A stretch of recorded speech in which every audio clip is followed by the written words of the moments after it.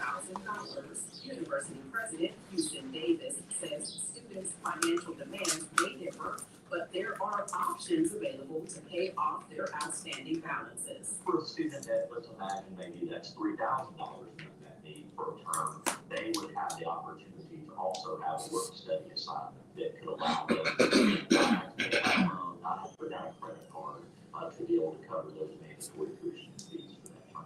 Davis says the first class of UCA commitment students will start next fall, and the school has already noticed an increase in applications from high school seniors. He adds that students are required to fill out their FAFSA and Arkansas Challenge grant forms before UCA commitment funding would kick in. UCA freshman retainment rates the national average, meaning 79% make it through their freshman year. Davis says part of the UCA commitment program is working to ensure students are able to remain in school and earn their degree. It's going to really be about the retention of students that are academically making progress toward the degree, but they don't have the money figured out to go for years 2, 3, 4, and they find themselves stopping out because it's going to help retention more than it's going to help initial recruitment. Davis says the goal of the 8-year capital campaign called UCA Now was to raise $100 million by June of next year, but the school was able to end the campaign almost 1 year early and raise $109 million. This story was produced with original reporting from Olivia Sanchez for the Heckington Report. I'm Danielle Smith, Arkansas News Service. Support for this reporting was provided by Lumina Foundation. Find our trust indicators to support transparency and accuracy at publicnewsservice.org. Come on and join us for the 3rd annual Pulaski County Sheriff's Community Fall Festival on 8th, 10 a.m. to 3 p.m. with free food, music, games, and fun, plus a costume contest.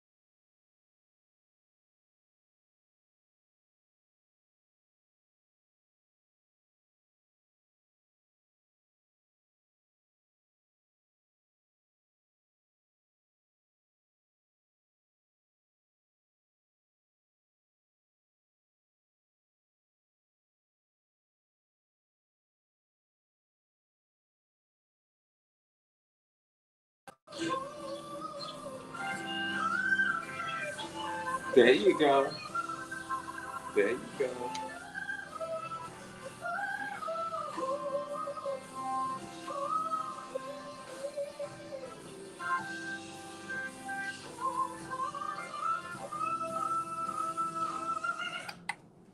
Yes, Eric Benet bringing us into Community Voices right here live at KABF 88.3 FM, where we are the voice of the people. Want to start out by saying Sawubona to you. Sawubona is a Zulu tribal greeting, which means hello on its face. But when you dig a little deeper, what it means is that we see y'all, and we invite y'all to see us. Because when you show up with all of who makes you who you are, the whole of your ancestry, the whole of your heritage, the whole of your lived experiences, everything that you have been through that brings you to this moment. You show up in this space, and we celebrate all of that. We embrace all of that, and we invite you to do the same. And if you will do the same, then you understand that we are one. We are one in spirit. We are one in the spirit of humanity. And that is what brings us to this space to have this conversation that we are going to have rooted in Eric Benet singing Sometimes I Cry. But before we get started with that, I want to make sure that you know how grateful we are for you, especially that I'm sitting here listening to Toney talk to Elle about the board, the new board that we have. It only just emphasized the gratitude that I feel in my heart and in my mind and in my soul and in my spirit when I think about the fact that we have this new equipment because you showed up for us, not just for this board, but you consistently show up for us here at KABF 88.3 FM, and we are grateful for your presence. The phone lines are finally open. Woo, woo, woo, woo. 501-433-0088. I cannot wait to hear your voice come across this air because it's been so long since we've been able to dialogue together about these issues. So I'm so glad that you are here. I want to pause for just a moment before I get into the announcements to allow Toney to greet you and welcome you into the space. All right, good morning, everybody. Yes, it is good to be able to hear music being played and at the beginning of Community Voices and knowing that the phone lines are working. I spent yesterday on a couple of shows behind the board, testing and, making sure that everything would be where it needs to be for this morning. And once again, I just want to echo the same sentiments that Denise gave, that we just really thank you and are grateful for not only your financial contributions to KABF 88.3 FM, but also got people coming in, volunteering. People have been offering up it has been an outpouring of people getting in contact with me, coming by the station and say, hey, we want to volunteer. We want to do what can I do to help ensure that KABF keeps moving, keeps going, keeps rolling along. And so I just really appreciate all the effort and time that all of you are putting in. I want to make a couple of announcements before we get started. One is that I do have the calendars from the Equal Justice Initiative. We have them here in the studio. It dawned on me, I think yesterday, to bring the calendars into the studio. I know that I've told you before that you could hit me up. I will reach out to you. I'll bring them to you. We can meet somewhere. And then I thought, well, maybe people don't want to meet me personally. Maybe people don't want me to find out where they are or what they do. And I'm like, okay, that's fine with me. That we can leave the calendars here because several of you come here for whatever reason. So there will be calendars in Toney's office for you if you want to pick one up. I do still have some in my car. So for those of you who do want me to bring them to you, that's not my number. 228-236-7440 is my number. 228-236-7440. Again, this is not a calendar where you are trying to make sure you make it through the year, keeping up with the days. This is about being educated, being informed. This is about crying. This is about mourning. This is about grieving the history of our country and the political state that we are in now that continues to suppress that history so that we are not able to move forward towards healing, towards justice, towards reparations. So those calendars are available to you right here in the studio at 2101 Main Street, Little Rock, Arkansas, 72206. The other announcement that I do want to make is to say thank you for those of you who showed up for my mama's in and out on Saturday. Yay! Woo, woo, woo. Mr. Henderson showed up. I was so surprised and so shocked that he showed up, and I was excited because as long as Mr. Henderson was sitting at the front of that table, at the head of the table, me and my mama was winning. But as soon as Mr. Henderson left, me and my mama ain't won another game. As soon as Mr. Henderson left, I was like, oh my God, I need Mr. Henderson to come back. But we are so good. That was the last In and Out with T. She is on her way to Florida, not this Saturday, but next Saturday. I am tag teaming one of my brothers, the middle child, Dwayne. He has 4 months with her. And then Derek has 4 months with her before she comes back to us in June. So I'm super excited for how we have been able to be in community together with my mama. Y'all loving on my mama touches my heart. Y'all caring for my mama touches my heart. Y'all showing up for my mama makes my spirit smile. So I just want to say thank you so much for the many ways that you have helped me care for her, because it is important for me to know that I have not been in this alone. Which reminds me that we need to continue to hold sacred space for Hotep. I have not gotten any more updates since we found out that he was in ICU, a surgical ICU, after his surgery to amputate that other leg above the knee. So those of you who have information, please call us and let us know. I will continue to seek information so that I will have something hopefully to share with you on Thursday. You have announcements, Tom? No. You don't have any announcements? No announcements. Okay, so I want to start us with our EJI tidbit. I want to use today because I really try to make sure that the conversation that we have is connecting dots, that I'm not just throwing out a tidbit for the sake of throwing it out, even though I do believe that just entering the tidbit into the conversation is very important and it is significant. But I want to try to make sure that the tidbit works in tandem with the song to help us have the conversations that we need to have right here at Community Voices on KABF 88.3 FM, where we are the voice of the people. And so what I want to use is Wednesday's tidbit from October 25th. Today is the 24th, yes, but I want to use October 25th in 1989. 1989. A lot of times you expect me to say 1916, or you expect me to say 1865, but this is 1989, the year before I actually graduated high school. So this was not that long ago. After a white man falsely claims to be the victim of a black male assailant, Boston police harass black neighborhoods and make mass arrests. On October 25th in 1989, after a white man falsely claims to be the victim of a black male assailant, Boston police harass black neighborhoods and make mass arrests.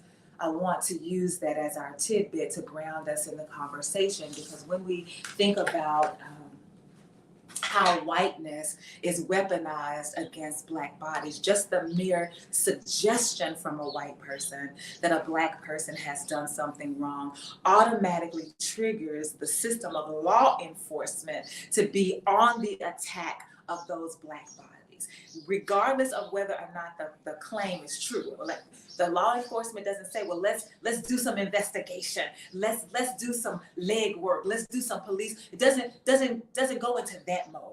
Instead, just because a white person says something about the black person, then the white system, the system of whiteness that includes anybody of any race, of any ethnicity who is complicit in it, it triggers that system to then be on the attack and to dehumanize, to desecrate, to degrade, to humiliate black bodies just because a white voice said something about us. And that is part of this conversation today. And before I get started, I heard Toney say, so I don't know what that means. Does that mean you want to say something? I don't know. Yeah, and you know, when you brought that up, I remember vividly when that happened, and it was all on the news. You know, they were you know, news reports of how they were showing on TV how police officers, they were just, you know, they were arresting 20, 30 black men at a time, had them lined up on walls, going into neighborhoods. Just, it was surreal because it was like, what is going on? And if you know the history of Boston, even to this day, Boston is one of the most, if not the most racist city in America. And to see that play out, and we were like, me and my friends, we were like, does that happen here? Does that happen here? And it was a question that shouldn't even been asked, because here we are riding around 3 deep in a car and understanding that all it takes is for someone to say, hey, there was 3 black men who did something, and we're going to be stopped. Well, I'm curious about that. So what would make 3 black men, were you here in the South? When you said, does it happen here? Were you in the South? Mm-hmm. So what would make 3 black men wonder, 3 black men in the South wonder if what is happening in Boston as it relates to racial relations would happen in the South? Like y'all didn't know, y'all were thinking that maybe it doesn't happen in the South? Like, what were y'all thinking as 3 black men? Yeah, it was more, the wonderment was more of, we know it happens. The wonderment was like, if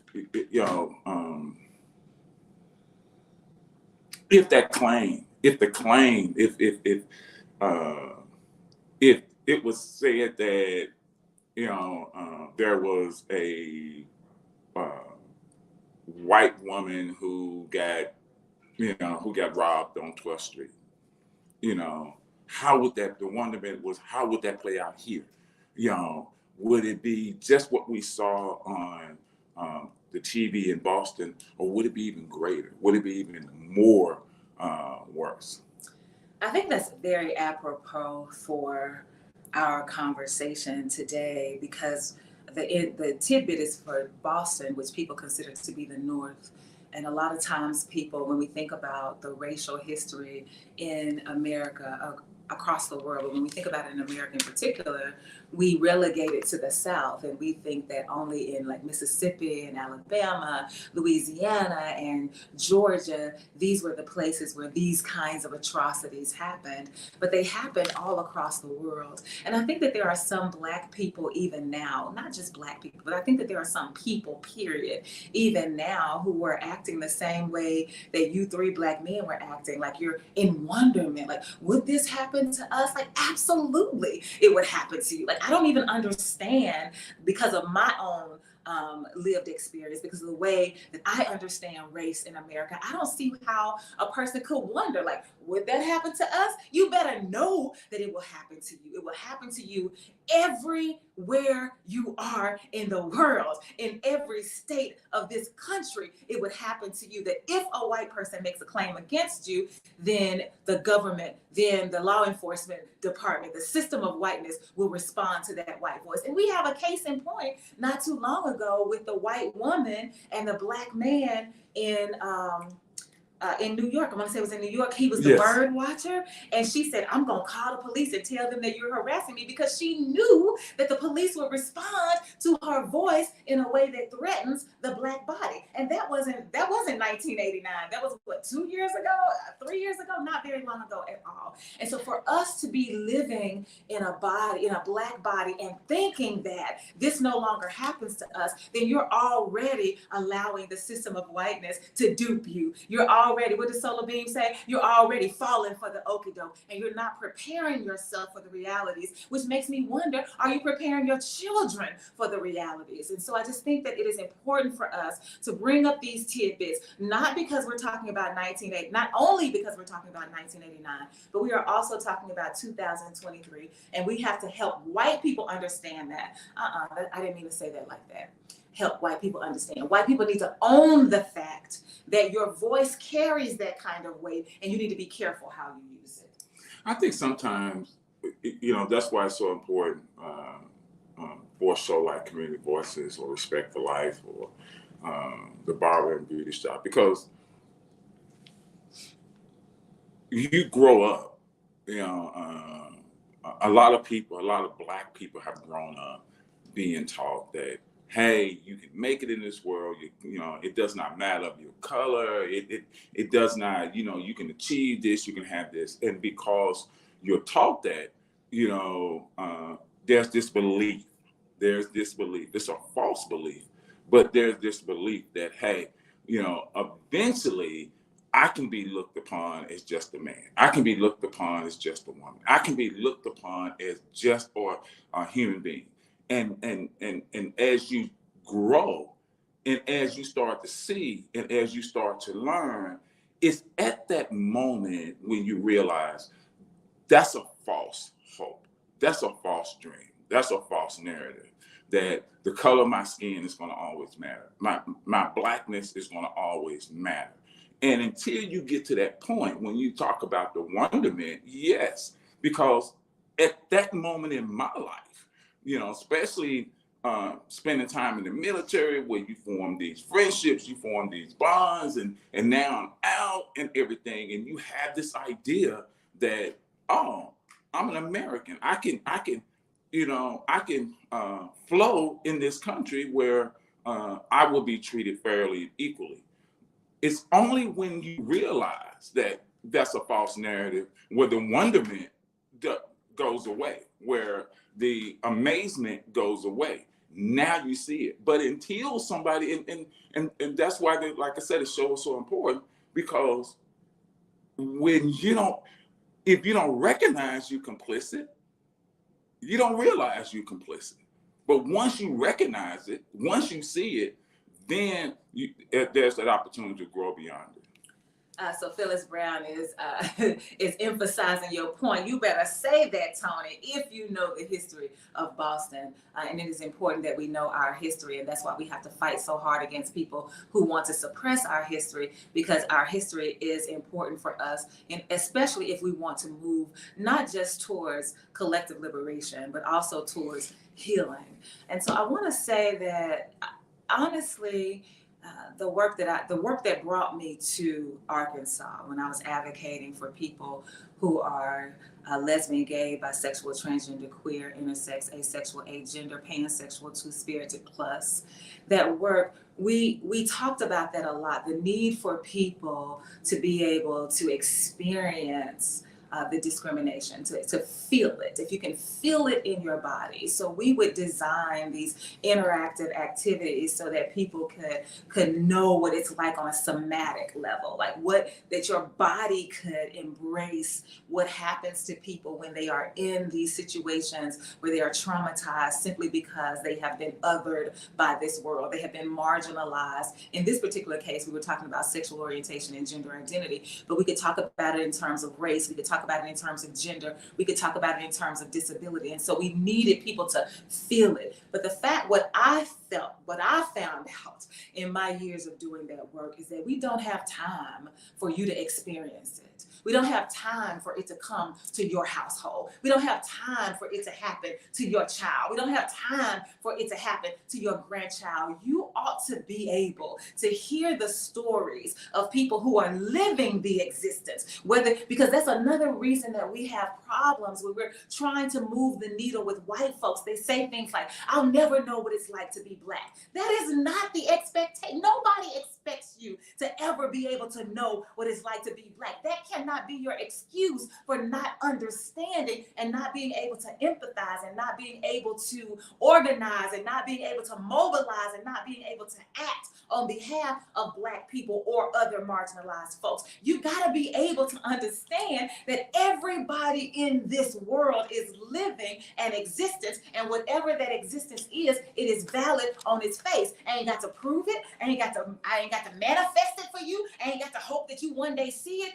It is what it is, and it is mine, and you ought to be able to embrace my story and be able to understand that we are all on this journey of humanity, the Sawubona of life. We are all on this journey together, and we must operate in that spirit of oneness that allows us to coexist so that everybody's humanity can be realized in a way that honors who they are.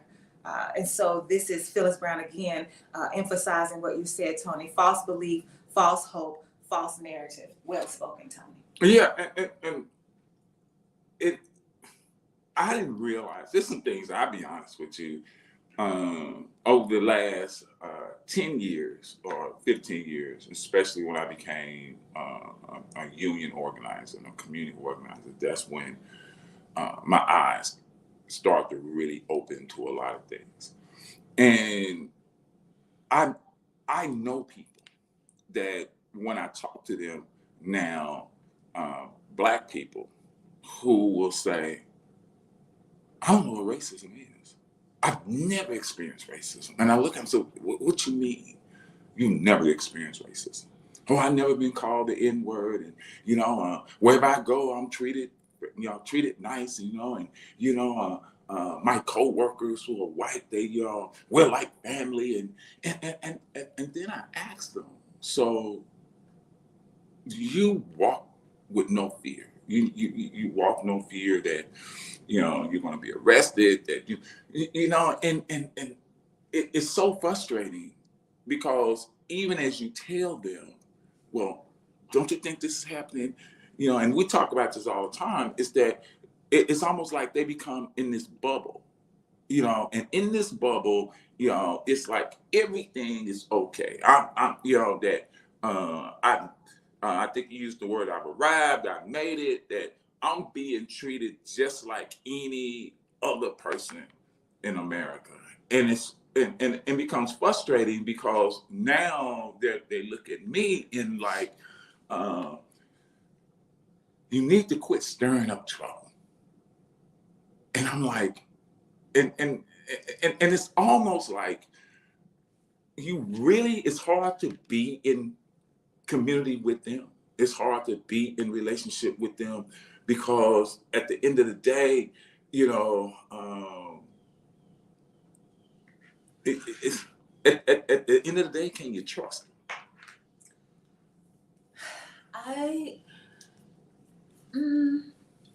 I think Deidre said it when she was here. Was it last week? I don't remember now. That it is important for us to understand that when we begin to have real conversations about moving forward to be independent, to be self-sustainable, to be free, to be liberated as Black folks, but as a nation of peoples, there are some people that cannot be invited to the table. And that means that for us as a Black collective, there are some Black folks that just cannot be invited to the table. And so, no, you can't trust every person who is Black. And there are some people who are non-Black that you can trust. And so it's a matter of relationship. That's what I really want to make sure that I say clearly, that it's a matter of relationship. Much of the reasons why we cannot accept the stories that people share with us and accept them as truth is because we're not in relationship with them. We are in relationship with the images of them that the world has put forth for us, that the world pushes for us through the media, through television, through radio, through videos, through music videos especially. That's what we are in relationship with. We're not in relationship with the actual person. I remember my cousin asking me if I thought that the Housewives of Atlanta was a realistic depiction of Black women in America, and I had not seen the movie. And when I watched, I had not seen the series, and when I watched the series, both of us got on the phone and were like, we don't even know any women who act like that. Like, we don't even know that. But if that's what you are dependent on, this image of Blackness that the world submits to you, and if you just accept that wholeheartedly, then that is what creates the disconnect, because you don't know me, you know what you think of me. You said something a second ago, and I think this is where all this, I think where everything should lead to. We are all human. And the only thing as a human being that you feel like you want is to be treated fairly, to not be oppressed, not be discriminated against, and that you want all other human beings to adhere to those same principles. If you take out all the BS, then why can't humans walk together? Why can't they be in community together? It's all these other, it's these systems that that come into play when it comes to human life that causes all the problems. And I think how do you get rid of these systems to where human beings can be human beings? I started thinking about this actually when the No Tears Project came to town again, and there was a free concert happening at the Ron Robinson Theater, where there was so the No Tears Project is a group of artists, musical artists, who not just musical artists but vocal artists, whether it's spoken word through your voice or singing through your voice. This ensemble comes together and uses the power of music to have conversations that are rooted in the history of civil rights in America. And so they came to the Ron Robinson Theater and they performed for us, and it was centered around and rooted in the experience of the Little Rock Nine. And the one person on that stage that touched me, Denise, more profoundly than anyone else was the dancer. Her name, if I'm not mistaken, was Ashley. And she was embodying the music that was being played, the words that were being shared about the people, the Black bodies who have been murdered at the hands of law enforcement, the Black bodies that continue to be dehumanized right here in our present time. And so she was embodying this, and she was falling on the ground, and she was acting like you could tell that she couldn't breathe at times, and that she was just, you could see the hurt on her face and the anguish. It was just amazing, just the talent that was before us, and when they were singing and playing. And I walked away from that experience wondering why they called it the No Tears Project. I felt like they were trying to say that the Little Rock Nine, as we think about what they did for us in moving the needle forward towards race relations, to integrate this school here in Little Rock Central High School in 1957, that we should be so proud of their stoicism, right? That they were able to stand firm, because I was watching the ASL, the American Sign Language interpreter, because I am hard of hearing. So whenever there is an interpreter in the space, I depend on that interpreter to help me communicate, to help me hear, to help me see what is happening. And so she would do a lot of sign language about standing firm and holding up the fist and being brave and being courageous. And those are all of the adjectives that we focus on when we think about the Little Rock Nine. Look at what those young children were able to do. And so when I was thinking about the No Tears Project, it made me sad, because it made me feel like we did not give the Little Rock Nine an opportunity to be sad, an opportunity to grieve, an opportunity to cry, an opportunity to feel, an opportunity to be human in this moment when all of this I am experiencing on a daily basis, just trying to be human, just trying to be seen, just trying to be heard, just trying to be respected, which is something I should not have to work for. It is something that should be automatically given to me because I am human. So I started thinking about that with the No Tears Project. And then it came home even more profoundly Sunday when I went to see 1/9. And that is the play that Minnie Jean Brown, Tricky's daughter, Spirit Tricky Tawfiq, wrote about the Little Rock Nine, that actually centers Minnie Jean Brown Tricky's experience. And at the end of that play, I was not the only one who was in tears, but there were people, this white man beside me in particular.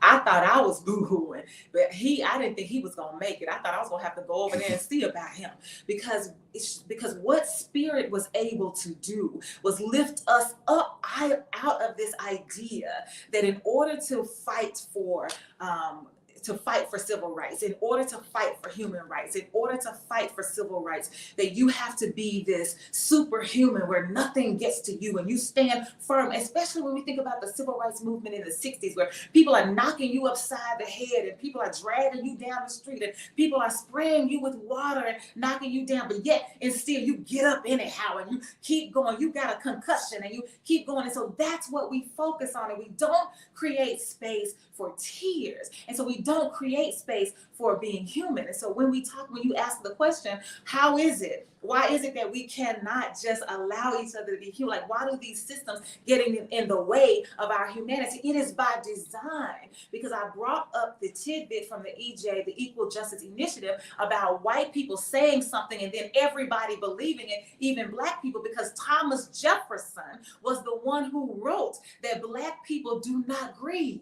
That's what he wrote. He wrote that Black people do not grieve. And so we have bought into this idea that if you grieve, if you cry, if you emote, that either makes you a punk, it makes you a faggot, it makes you a woman, it makes you a sissy, it makes you less than a man. And we have begun, especially as strong Black women, never let them see you cry. We have this notion, this false narrative out there that to grieve means that you are less than human, that you are inferior, that you are weak in some way. And the reason that Thomas Jefferson needed to say that was so that he could create this idea that he could support, that he could justify his enslavement of Black bodies. Because when you are ripping a child from their mother's bosom, when you are selling children away from their family, when you are separating men from the ones that they love, when you are creating this divide between the family, you need to be able to justify it. And so you justify it by saying, well, you don't have to worry about it because Black people don't grieve. And then the world begins to believe that, and the world begins to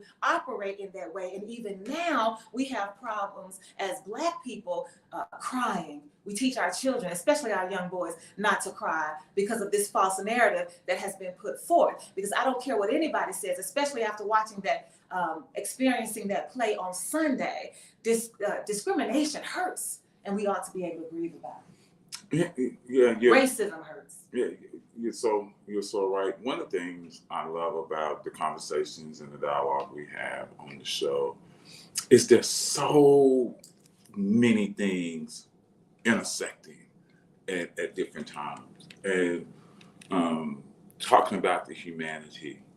On Saturday, when we do, when I'm invited to the In and Out with T, and T is my girl. I love her so much. Just so wonderful. And I wish people could hear y'all. It's a beautiful sound when you all greet each other, because you come in and you say, T baby, and she says, Tony, and together y'all are saying, eh. It's really a beautiful sound. And so I didn't think about it until later on Saturday, and Saturday night. And I thought about that the place that we hold In and Out with T is called the sanctuary.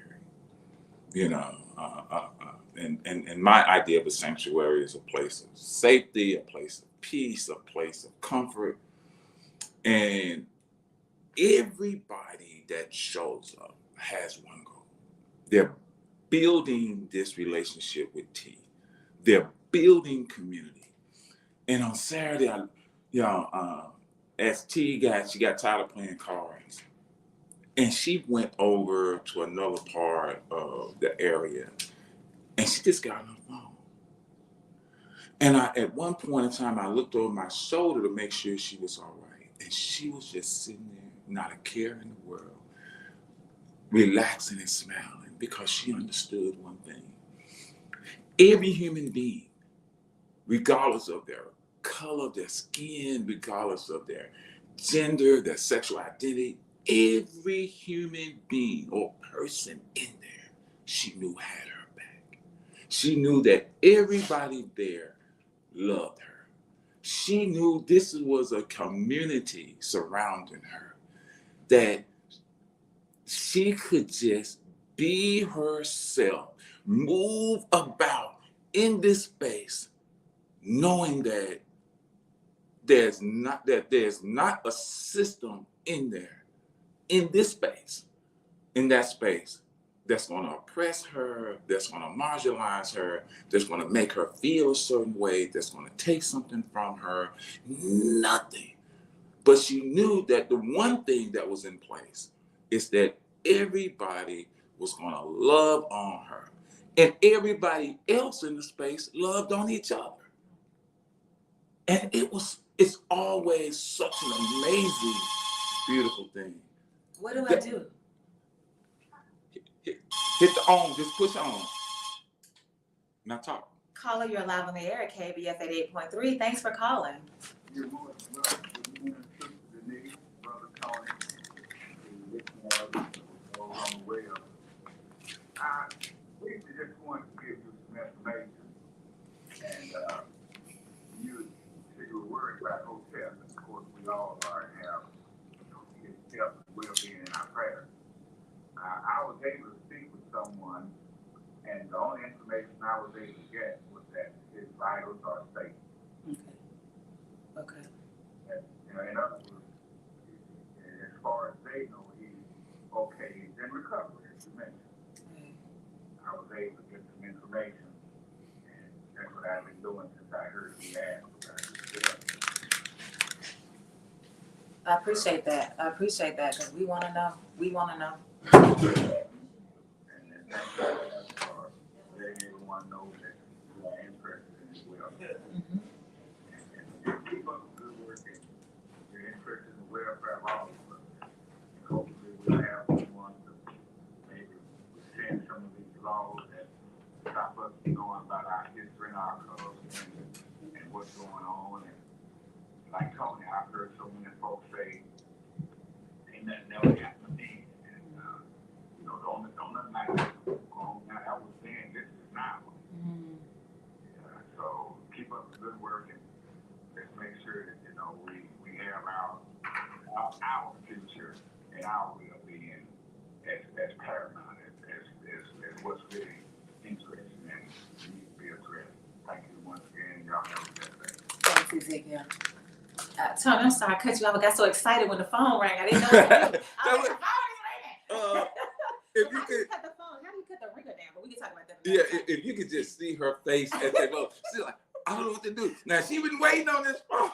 She been waiting on to use the phone, and she started like, I don't know what to do. I am so sorry, but you were finishing up your statement about everybody in the room loving on T and loving on each other. Yeah, and we always talk about getting rid of the system of white inhumanity and inequality, inequality and all those.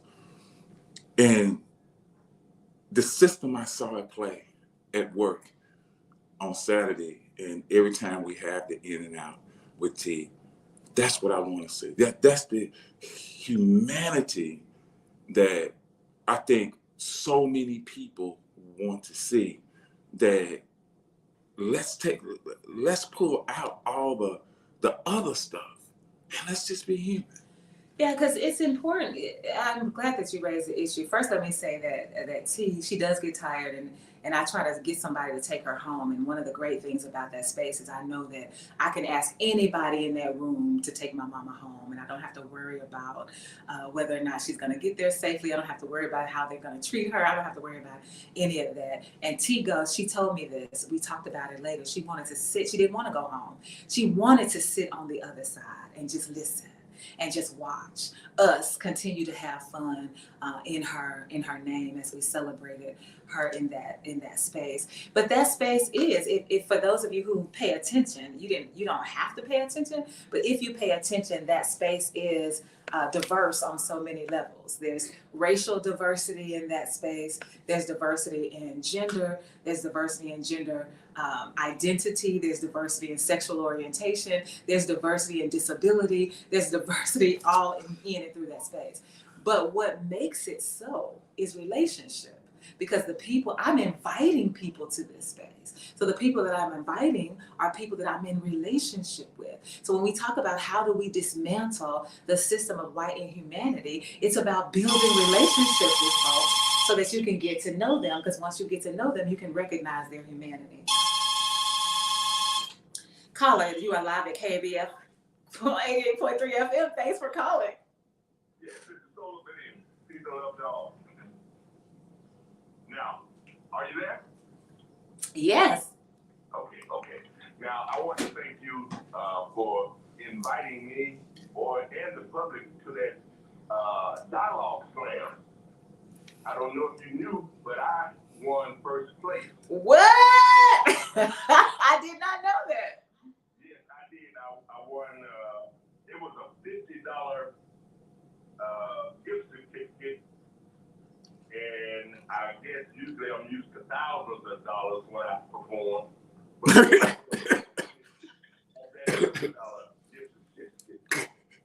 so I just want to thank you guys for that little invite.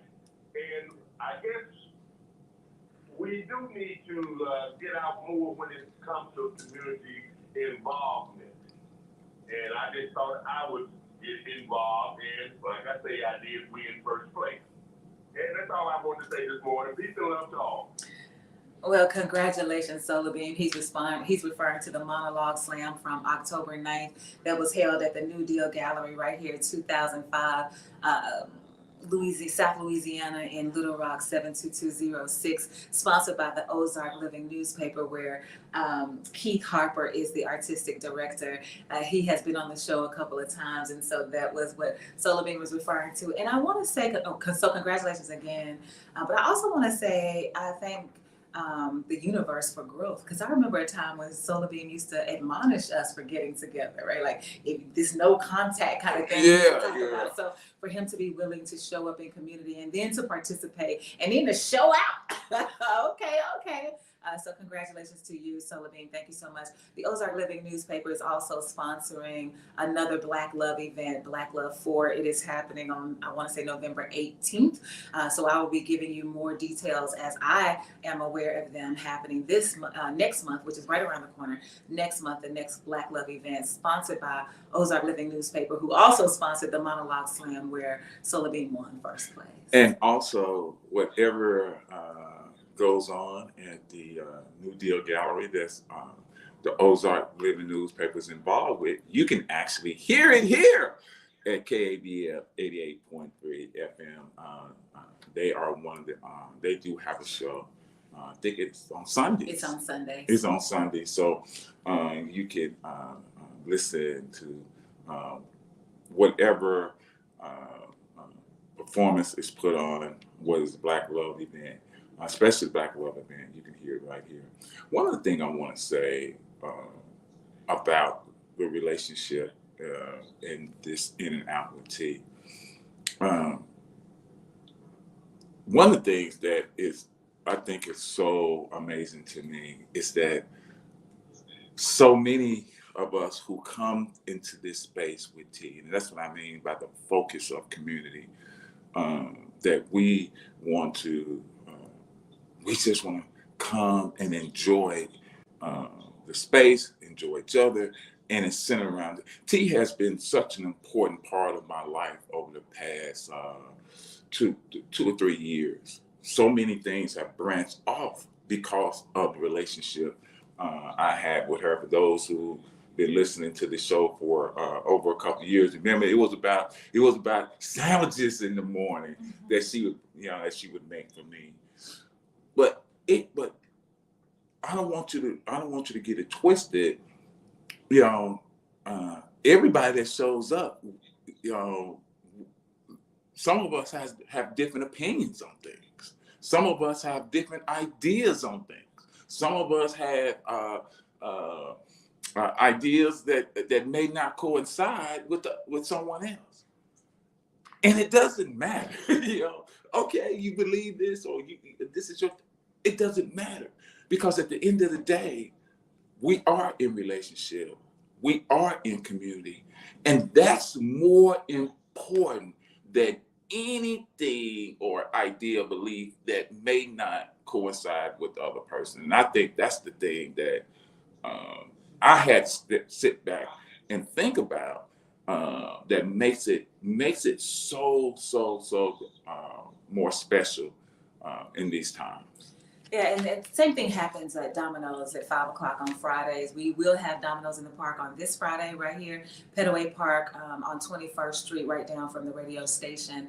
The same thing happens. There are people who sit at the table who do not vote. There are people who sit at the table who have positive things to say about Trump. There are people who sit at the table who have negative things to say about Biden. And so wherever you are on whatever the spectrum is, whether it's political or emotional or theological or spiritual or educational, we have the conversation, and that's what community is about, and that's what builds relationships. I do want to get to this comment from Phyllis Brown. She's responding to me about the No Tears Project. The title, No Tears Suite. So the No Tears Suite is the title of the music that was composed to bring to life these events, these civil rights events that are used for educational purposes for the people who show up to watch the project, to participate. And so it says that the title, No Tears Suite, was derived from Melba Patillo Beals, one of the Little Rock Nine. She wrote a book entitled Warriors Don't Cry. I've read that book. I saw the play. They put that that was a play right there, Mosaic. I met people, still in relationship with people that I met on that day, about Warriors Don't Cry. And again, this idea, Warriors Don't Cry, the title itself is what I have been sitting with since I saw the No Tears Project, since I experienced it at the Ron Robinson Museum, this idea that, or this concept, this theory that those of us who fight, those of us who are soldiers, those of us who are on the front line, boots on the ground, those of us who sacrifice, who put our bodies on the line, that we are so strong, we are so brave, we are so courageous, we are so stoic, we are so justice-minded, we are so socially, our activism is activated on such a higher level that we don't cry, that we don't hurt, that we don't experience emotional distress as a result of the dehumanization that happens, particularly in this case, to Black bodies. And I want to challenge that. One of the things that Eric Benet says in his song is that I've got a smile on my face, but I'm broken inside. And so the song actually, of course, he's talking about a romantic relationship where he ends up breaking up with this woman. Eric Benet used to be married to Halle Berry, as a matter of fact. He used to be married to Halle Berry. They got a divorce as a result of his addiction to sex. He's a sex addict. And so they ended up getting a divorce rooted in his addiction. But he's talking about being separated from this person, but the song is actually a journey through grief. And so we have different stages of grief, where you start off with grief being the reaction to the response to a loss.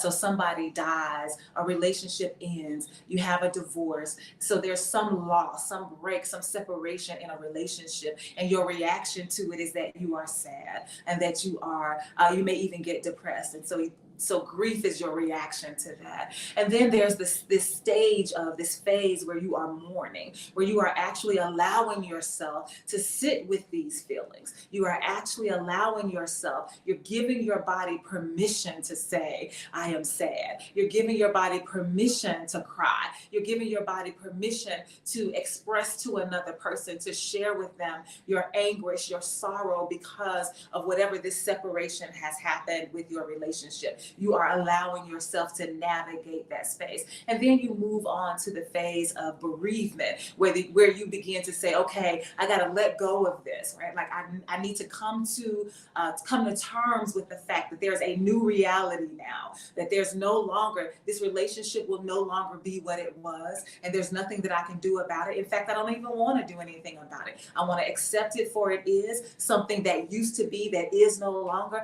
and I want to now grab hold to something else. else. I want my new day to come. I want my new morning to come. I want my new existence to manifest. I want whatever. I'm going to now attach myself to what I'm walking into and living into beyond this moment of grief and mourning and the separation of this relationship, the death of this relationship in whatever way that happens. And so he actually, Eric Benet, takes us through that. And I want to make sure that I am saying to us very clearly and very directly, especially those of us who are on the front lines, especially those of us who put our bodies in the way of other bodies, especially those of us who act like bodyguards, where I see that you are about to be harmed, and I will instead throw myself in the way so that I'm harmed instead, because I know that I'm able to take and absorb this impact because I was built for this. I'm a warrior, I'm a soldier, I got it, and I got you. We are the ones especially who need to understand the importance of saying that I need to cry. At the end of that play on Sunday, one night, when Minnie Jean Brown has been expelled from school simply for standing up for herself, when she dared to say, let me tell you what you're not gonna keep doing to me. She was expelled from the school, and that made her feel some kind of way. She even says this in the play. These words are attributed to her in the play, that she feels like she let everybody down. The community, her family, her brothers, her siblings, have let everybody down. And her father comes and says, whoa, let's not go there. But as a result of being expelled, she then but the choice is made for her to, on some level, I would say she has to. The choice is made for her to now go live with some very prominent psychologists in New York.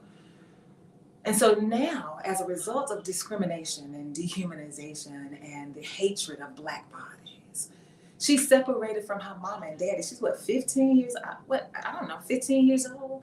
And you now have to leave your mama and daddy, your brother and your sister. You have to leave your family.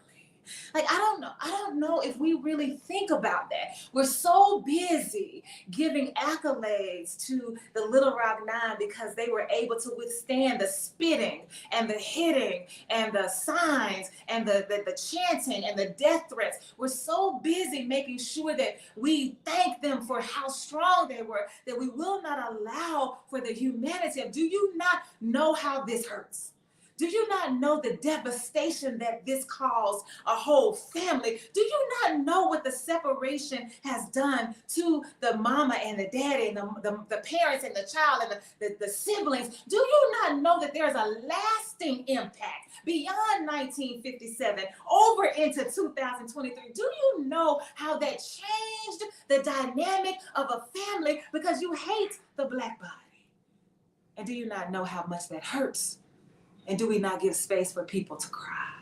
So when Eric Benet says, sometimes I cry, I want to give us permission to do that. You ain't got to do it in public. My mama refuses to cry in public. You ain't got to do it in public, but you got to cry, because that is part of the human experience. So if we're going to dismantle the system of white inhumanity, which would allow us to be human, we have to make way for people to cry. And you have space for that here.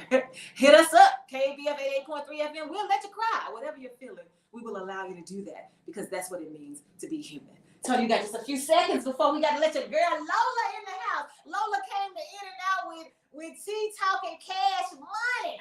Tony didn't even want to play with her. Tony didn't even want to be a partner. Tony, you was clowning. You heard this little feelings. But like I said earlier, it got worked out. Me and Miss Lola ran the table. I was running 10s on people, not me, but on somebody. So it always worked. Relationships always work out.